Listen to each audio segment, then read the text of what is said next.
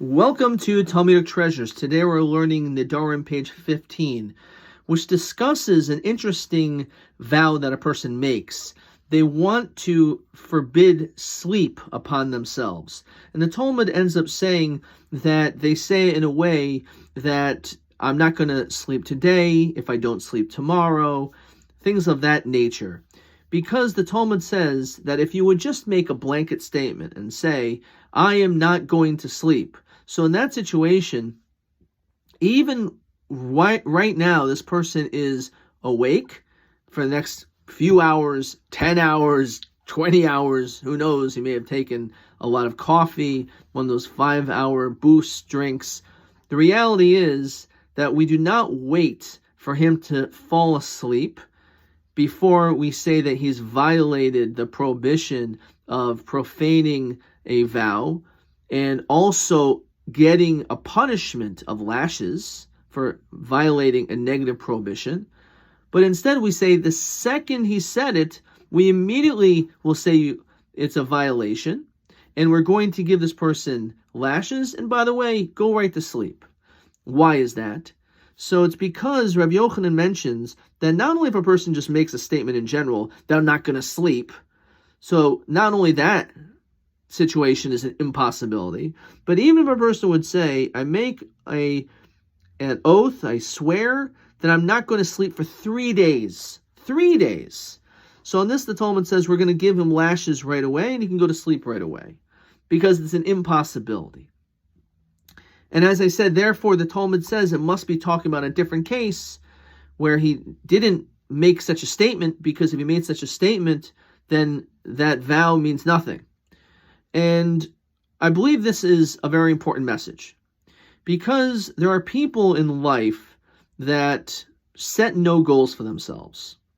And they basically go day by day without any vision, without any particular foresight of what they want to accomplish, how they want to grow. And those people, unfortunately, as one can imagine, remain status quo. They don't grow because they have no vision and no area in which they wish to improve. On the other hand, the Talmud is telling something else, that even though it's true that a person should have goals, those goals must be somewhat realistic. If you are saying that you wish to jump to the moon, so once a person sets goals which are absolutely impossible for that person to reach, no matter how hard they try, those goals really have no meaning either. So just like a person who says, I'm not going to go to sleep, or a person says, I'm going to stay up for 3 days, in which, at least in the time of the Talmud, was a physiologically impossibility. It's not something that you could possibly do. So too when it comes to the dreams and goals and aspirations that we have. Have goals. In fact, have maybe smaller short-term goals and have huge goals that will take a tremendous amount of effort and energy to accomplish. But don't set goals up for yourself which you know are absolutely impossible to achieve.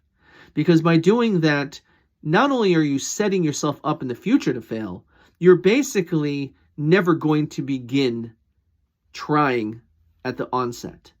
Instead, when it comes to our own goals, we have to think of what we can do.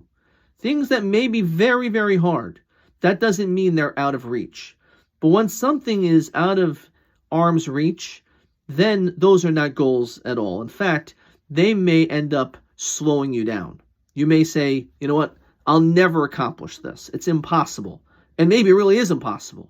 And if that's the situation, the goals that you have set are not only you're not going to grow, but it's going to maybe justify why you remain who you are. Say, I can never accomplish this, so I shouldn't even try.